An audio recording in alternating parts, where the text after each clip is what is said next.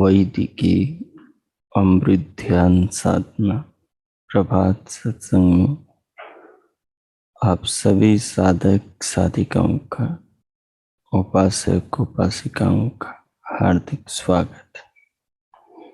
आइए पूर्व की भांति आज के ब्रह्म मुहूर्त में, आज की ब्रह्म वेला में भी हम उन महान प्रभु पार ब्रह्म परमेश्वर सच्चिदानंद स्वरूप भगवान के महान गुणों का गान करते हुए उनकी महान अनंत कृपाओं को, संसार में विविध रचनाओं को, संपूर्ण जगत में अनगिनत व्यवस्थाओं को, नियमों को देखते, विचार करते, सोचते हुए और साक्षात प्रभु रचना अपनी देह, अपने शरीर को अनुभव करते हुए भगवान के प्रति अपने अंतःकरण में कृतज्ञता के, उनके प्रति समर्पण की भाव लाएं और इन भावों के द्वारा स्वयं को, अपने अंतःकरण को, चित्त को पावन करें, पवित्र करें, संस्कारित करें। मनुष्य का जीवन भगवान से मिलता ही इसलिए है कि हम इस संसार को जानें, स्वयं को समझें, संसार के बनाने वाले को जानें। संसार और हम और परमात्मा, संसार में तीन सत्ताएं हैं। एक ईश्वर है, एक आत्मा है और एक प्रकृति है। आत्माएं संख्या में अनगिनत है जिन्हें परमात्मा जानता है, और प्रकृति संख्या में एक है, लेकिन वो अनंत परमाणुओं से सत्व, रज और तम तीन प्रकार के, तीन स्वभाव वाले परमाणु स्वरूप है, जिससे ये पूरा संसार, सबके शरीर, सारा जगत, पूरा ब्रह्मांड बनता है। तो प्रकृति विविध रूपा है, परमात्मा एक है, जीवात्माएं अनेक हैं। इस मूल प्रकृति को संसार के रूप में बदलने वाला परमात्मा है। प्रयोजन जीवात्माओं को स्वयं का बोध, परमात्मा का बोध और मुक्ति की प्राप्ति कराना। तो वस्तुतः दो ही सत्ताएं हैं, एक चेतन सत्ता है, एक जड़ सत्ता है। चेतन सत्ता दो प्रकार की, एक आत्मा, दूसरी परमात्मा। आत्माएं संख्या में अनंत हैं और परमात्मा संख्या में एक। प्रकृति अणु स्वरूप है। जड़ और चेतन की दृष्टि से संसार में दो ही सत्ताएं हैं, निर्जीव और सजीव, ज्ञान गुणों से संपन्न और ज्ञान गुणों से रहित। संसार में दो सत्ताएं, एक प्रकृति और एक आत्मा परमात्मा। तो हम आत्मा तो स्वयं हैं और परमात्मा इस संसार का निर्माण, पालन, विनाश, वेदों का ज्ञान और कर्मानुसार जाति, आयु, भोग देने वाली सत्ता शक्ति है। हमें चिंतन करना है प्रकृति का। संसार में दो ही चीजें, एक जड़ है और एक चेतन है। इस पर केंद्रित रहना है और ये देखना है कि चेतन कौन है और जड़ कौन है। ज्ञान हमारे पूर्वजों की परंपरा से निरंतर हम तक चला आया है, लेकिन ये ज्ञान सब आगम है, शब्द प्रमाण है। ये अपना अनुभव नहीं है, ये हमारे पूर्वजों का अनुभव है। हमारे पूर्वजों ने जैसे आज हम प्रयत्न कर रहे हैं, वैसे उन्होंने प्रयत्न किया, पुरुषार्थ किया और उन्होंने सब संसार के विविध रूपों को, तीनों सत्ताओं को और दोनों सत्ताओं को जाना। हमारे पास भी वो ज्ञान है। हमारे पूर्वजों को वो ज्ञान परमात्मा से मिला। आज हमारे पास अपने पूर्वजों का ज्ञान भी है और परमात्मा का ज्ञान वेद भी है। श्वेताश्वतर उपनिषद का ये श्लोक हमारे पूर्वजों का अनुभव है, लेकिन इस श्लोक का आधार भगवान का ज्ञान वेद है। तो अब हम प्रकृति के स्वरूप को समझने का प्रयास करेंगे। आज का ध्यान प्रयोग प्रकृति के स्वरूप पर केंद्रित रहेगा और उसको समझने के लिए चेतन आत्मा जानने वाला है और जो जानने में आने वाला है वो सब प्रकृति के विकार है। उसमें सबसे पहले आत्मा के करीब जो है वो है वृत्ति, जिसके जाल में आत्मा फंसता है। तो वृत्ति चित्त की तरंग है जो इंद्रिय के द्वारा विषय से उत्पन्न होती है। विषय के साथ तदाकार होने से इंद्रिय सन्निकर्ष से उत्पन्न होती है। वो तरंग है विचार, वो तरंग है वृत्ति। उस वृत्ति से सारूप्यम, समान भाव वाला होकर आत्मा सोचता है और वैसा स्वयं को मानता है। जैसा कि पीछे के श्लोकों में चला आ रहा है कि यद्यपि आत्मा स्त्री और पुरुष नहीं है, यद्यपि आत्मा बालक, जवान, बूढ़ा नहीं है, तथापि आत्मा स्वयं को स्त्री मानता है, पुरुष मानता है। स्त्री के शरीर में होकर स्त्री, पुरुष के शरीर में पुरुष। शरीर की बालावस्था में बालक, युवावस्था में युवक, युवती और वृद्धावस्था में वृद्धा, वृद्ध आत्मा स्वयं को मानता है। ये वृत्ति का कमाल है।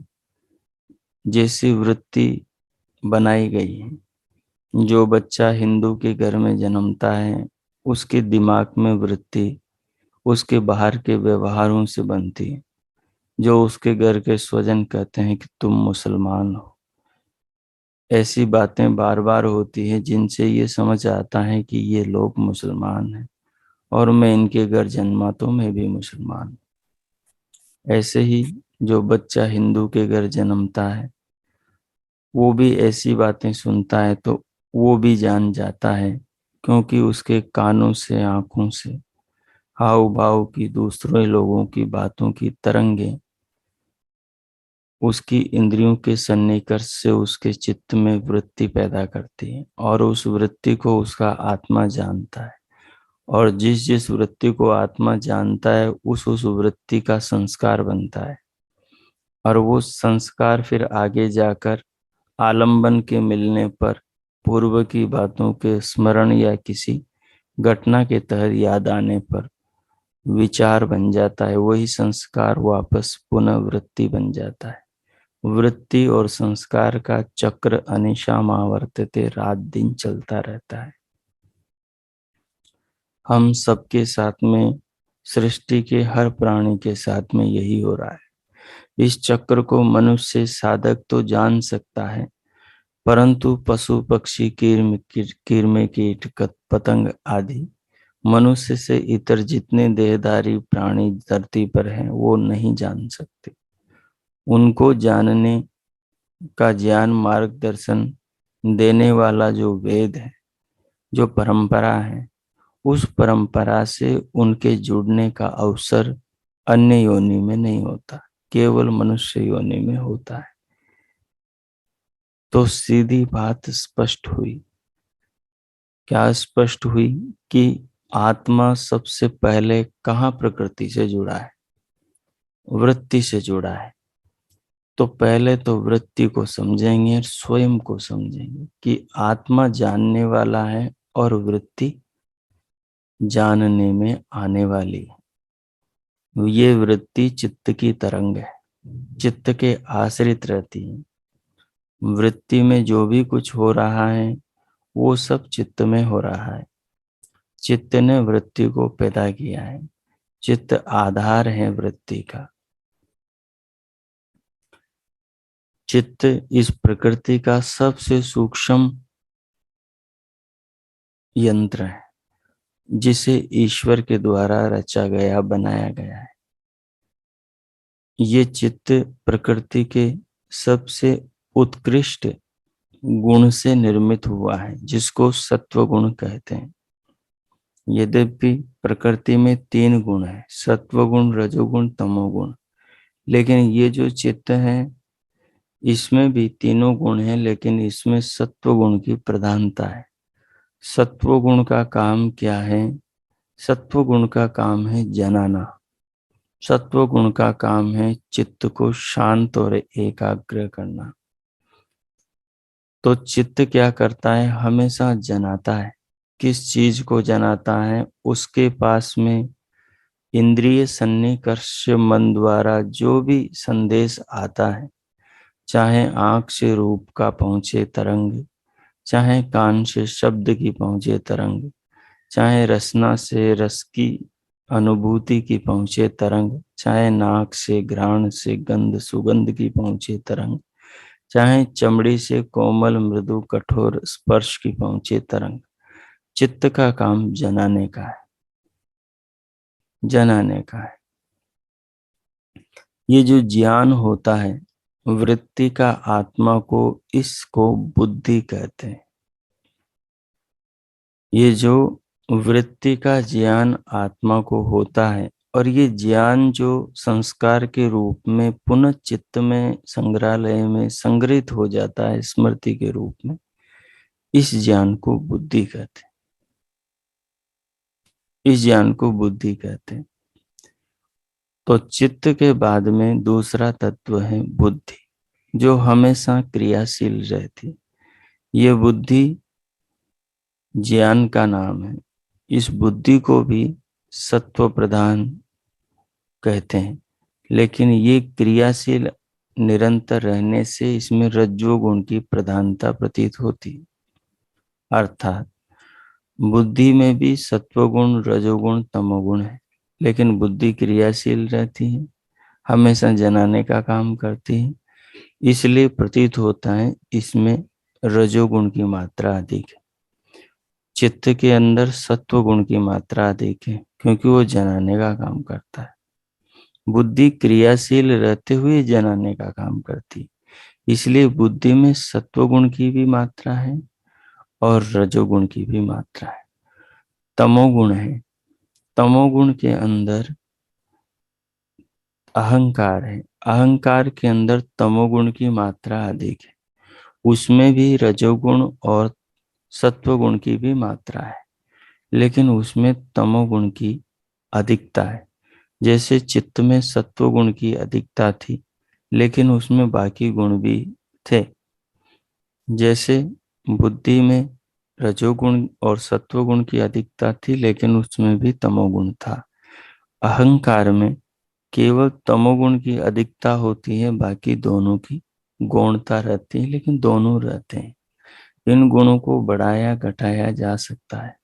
आहार सात्विक लेकर सत्वगुण को बढ़ाया जा सकता है, चिंतन सात्विक करके सत्वगुण को बढ़ाया जा सकता है, सात्विक वातावरण में, माहौल में, सात्विक लोगों के संपर्क में रहकर सत्वगुण को बढ़ाया जा सकता है। ऐसे ही राजसिक पदार्थों का सेवन करके, राजसिक ज्ञान का सेवन करके रजोगुण को बढ़ाया जाता है, बढ़ाया जा सकता है। तमोगुण पदार्थों का सेवन करके तमोगुण को बढ़ाया जा सकता है। तो प्रकृति की शुरुआत चित्त की वृत्ति से है, और चित्त की वृत्ति को जानने वाला आत्मा है। बुद्धि ज्ञान को जानने वाला आत्मा है। अहंकार अहम प्रत्यय को जानने वाला आत्मा है। अहंकार से मन उत्पन्न होता है, अहंकार से ज्ञानेंद्रियां उत्पन्न होती और अहंकार से कर्म इंद्रियां उत्पन्न होती, तथा अहंकार से पंच तन्मात्राएं सूक्ष्म भूत उत्पन्न होते। अहंकार के सात्विक परिणाम से ज्ञानेंद्रियां उत्पन्न होती हैं, जो चित्त के पास में विषय से तदाकार होकर तरंगे भेजती हैं। और अहंकार के राजसिक परिणाम से कर्म इंद्रियां उत्पन्न होती, जो चित्त के, आत्मा के, मस्तिष्क के, अंतःकरण के अधीनस्थ रहकर सारे कार्यों का संपादन करती। उसके बाद में अहंकार के तम प्रधान अंश से 5 तन्मात्राएं, जिन्हें सूक्ष्म भूत कहते हैं, वो उत्पन्न हुई। 5 तन्मात्राएं हैं शब्द, स्पर्श, रूप, रस और गंध। ये सूक्ष्म परमाणु हैं, जिन्हें तन्मात्राएं कहते हैं, और ये अनंत अनंत है। इन्हें परमात्मा हर परमाणु को जानता है, उसके ज्ञान में सब सीमित है, हमारे लिए सब अनंत है। अब जो परमात्मा है, वो परमात्मा इन पंच सूक्ष्म भूतों के इन 5 परमाणुओं को एक विशेष अनुपात में मिलाकर इनसे 5 भूतों का निर्माण करता है। तो जो शब्द तन्मात्रा है, उससे आकाश का निर्माण करता है, और जो स्पर्श तन्मात्रा है, उससे वायु का निर्माण करता है, और जो रूप तन्मात्रा है, उससे तेज का निर्माण करता है, यानी अग्नि तत्व का, और जो रस तन्मात्रा है, उससे जल तत्व का निर्माण करता है, और जो गंध तन्मात्रा है, उससे पृथ्वी तत्व का निर्माण करता है। सबसे पहले शब्द तन्मात्रा से आकाश को बनाता है। आकाश का मतलब है अवकाश, जो पहले से विद्यमान होता है, लेकिन ये अवकाश में सब और परमाणु भरे रहते हैं। तो उन परमाणु को गति देने से वायु उत्पन्न होता है। इसी वायु के परमाणु से स्पर्श होता है, स्पर्श गुण उत्पन्न होता है, और इस वायु के द्वारा परमाणु को घुमाने से आपसी जो रगड़ उष्णता पैदा होती है, उससे तेज तत्व उत्पन्न होता है। तेज यानी अग्नि तत्व। कोई भी दो वस्तुओं को रगड़ने से अग्नि उत्पन्न हो जाती है, उष्णता उत्पन्न होती है दोनों हथेलियों को रगड़ने से। तो रगड़ से परमाणु की अग्नि तत्व उत्पन्न हुआ। अग्नि तत्व का जो गुण है जिससे वो निकला है, वो गुण है यानी उसका सूक्ष्म भूत है रूप गुण। अग्नि तत्व से जब कोई चीज तपाई जाती है तेज से, तो फिर वो तपी हुई चीज वाष्प बनकर जल बन जाती है शीतल होने पर। तो जल तत्व का निर्माण अग्नि तत्व से हुआ है। और जब जल तत्व यानी रस तत्व, रस सूक्ष्म भूत से जल तत्व बना, जल तत्व के परमाणु को यदि जमा दिया जाए, यदि उसके अंदर उष्णता टेम्परेचर कम से कम कर दिया जाए, तो फिर वो जमकर पत्थर बन जाएगा जैसे बर्फ होता है। तो जो पृथ्वी के सूक्ष्म अवयव, सूक्ष्म कण जो गंध के थे, उनको इकट्ठा करके परमात्मा ने इस पूरी पृथ्वी को बनाया, यानी पृथ्वी भूत को बनाया, पृथ्वी परमाणुओं को बनाया। इन सब को आपस में भिन्न भिन्न अनुपात में मिलाकर एक दूसरे को न्यूनाधिक अनुपात में मिलाकर फिर उससे ये स्थूल पृथ्वी बनी, उससे फिर स्थूल जल बना, उससे फिर स्थूल तेज बना, और उससे फिर स्थूल वायु बनी, और उससे फिर स्थूल अर्थात फिर उससे सूक्ष्म ने जो वस्तु रूप नहीं है ऐसा आकाश उत्पन्न हुआ। आकाश अवकाश स्पेस है। एक घर में यदि बहुत सारी चीजें फैली हैं, सूक्ष्म सूक्ष्म तृष्णु फैले हैं, उन सबको इकट्ठा किया जाए तो घर में स्पेस हो जाएगा। जो इकट्ठी हुई है उनका एक तरफ ढेर लग जाएगा। बस इसी प्रकार दो वस्तुओं के आपस में टकराने से स्पेस अवकाश के कारण शब्द पैदा होता है, जिसे हम घ्राण इंद्रिय से, जिसे हम श्रोत्र इंद्रिय से अनुभव करते हैं। वैसे ही हम त्वक इंद्रिय से वायु का स्पर्श अनुभव करते हैं। स्पर्श तो तन्मात्राएं हैं और जो वायु है वो स्थूलभूत है। वैसे ही हम जल स्थूलभूत में जो सूक्ष्म उसकी तन्मात्रा है, उसको हम इंद्रिय से अनुभव करते हैं, रसना इंद्रिय से। लेकिन ये जो रस है जिसे हम अनुभव करते हैं, ये पाक रस है, यानी इसमें अन्य भी भूतों के परमाणु मिले हुए हैं। और इसके बाद में जो हम घ्राण से गंध को ग्रहण करते हैं, वो पृथ्वी में रहती है। पृथ्वी के सहारे पार्थिव अणुओं में ही गंध सूक्ष्म भूत की अनुभूति होती है।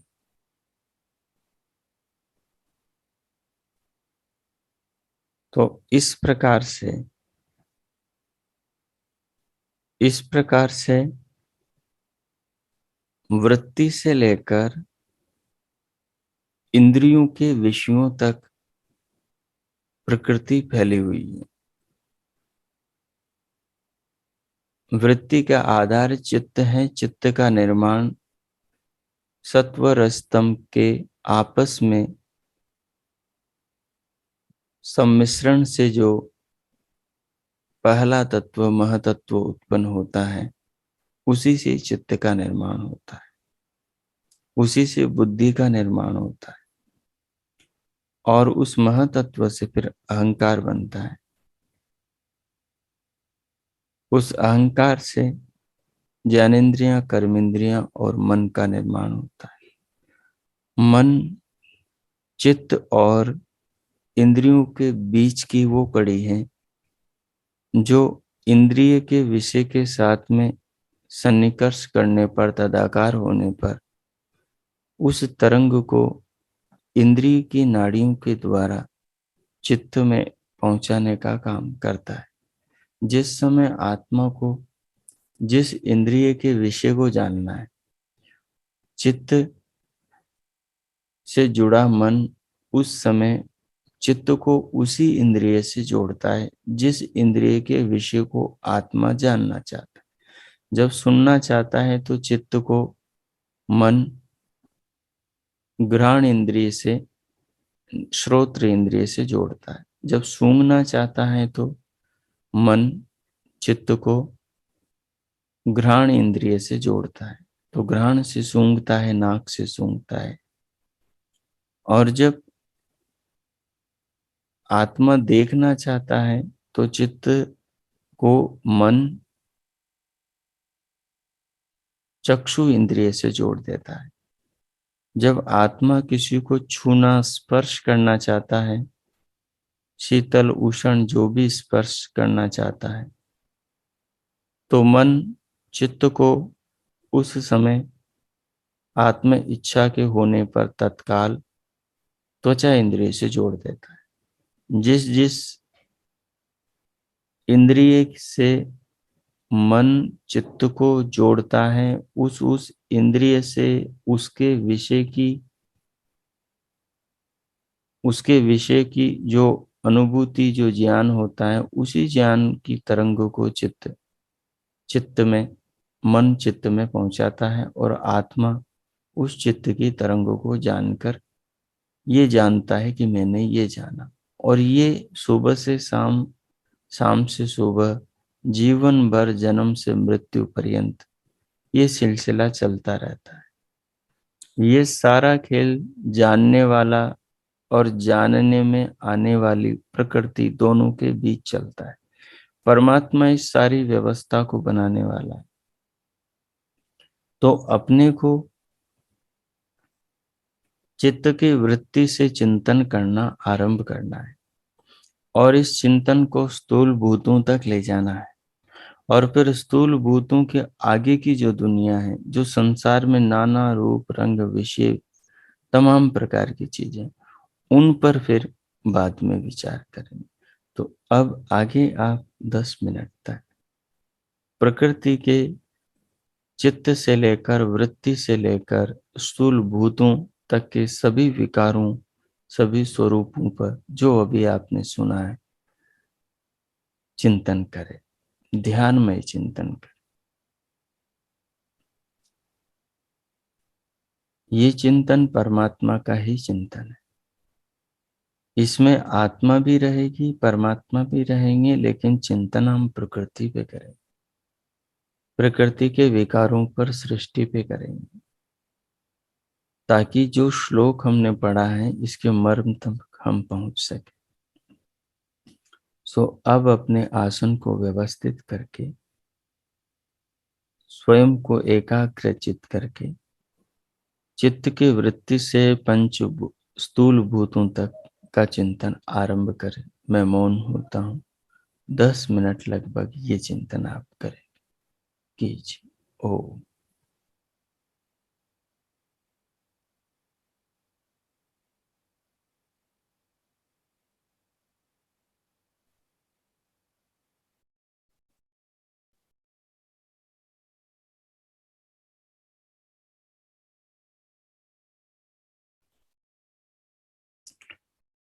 हर चीज का अनुभव होता है।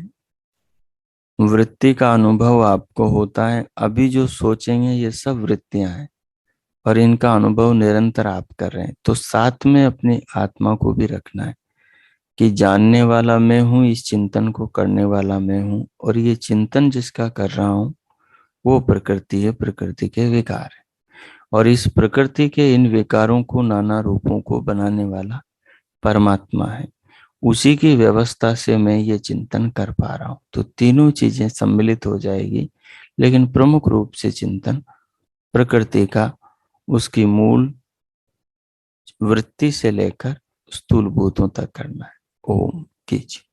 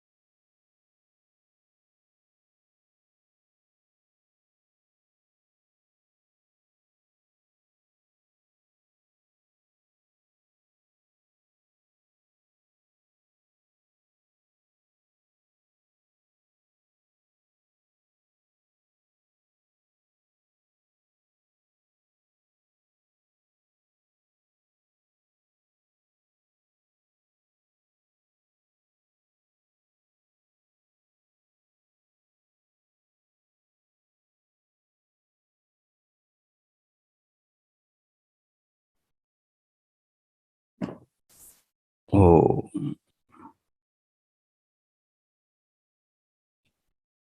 ओम।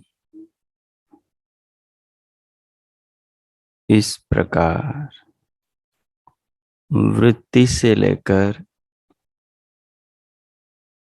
पंचभूतों तक, जानने वाले से लेकर जानने में आने वाले,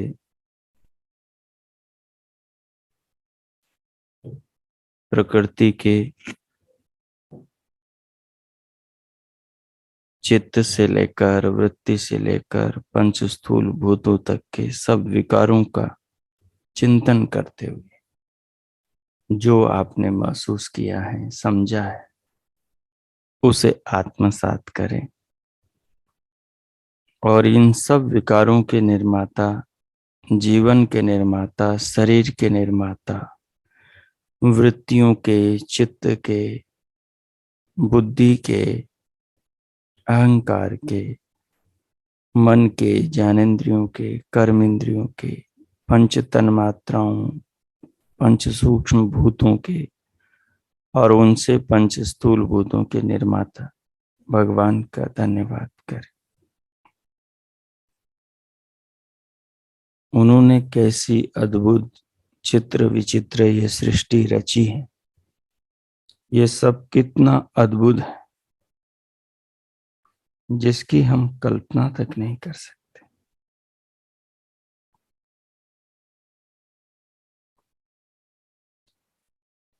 इस सारे संसार के परम आधार परमात्मा ही है और ये सारा संसार हम जीवात्माओं के कल्याण के लिए ही बनाया गया है। हमारे जीवन का लक्ष्य स्वयं को जानना, इस जगत को जानना और परमात्मा को पाना है। तो जो आपने चिंतन कर अनुभव किया, समझा, उसे आत्मसात करते हुए परम हितकारी परमेश्वर का धन्यवाद करें। उनके प्रति हृदय से कृतज्ञता, आभार अर्पण करें।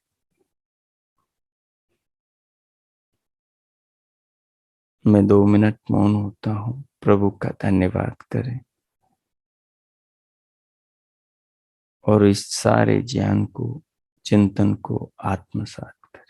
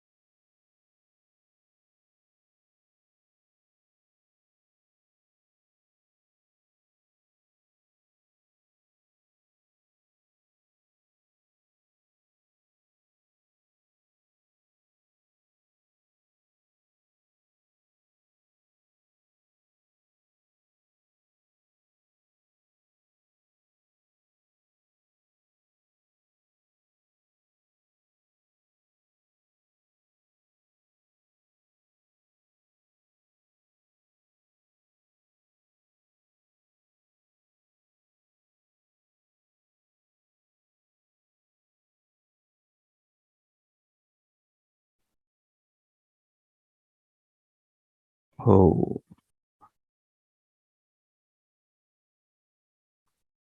इस प्रकार प्रभु का धन्यवाद करते हुए और जो चिंतन किया उसको भाव रूप में आत्मसात करते हुए अब हम प्रभु के प्रति स्वयं को समर्पित कृतज्ञ अनुभव करते हुए उनकी भक्ति में, उनके प्रति श्रद्धा से ओतप्रोत स्वयं को, अपनी चेतना, अपने आप को अनुभव करते हुए प्रभु का धन्यवाद करें।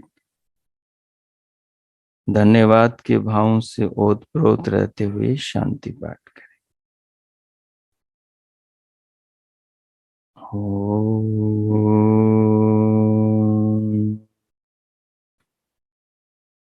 ओम।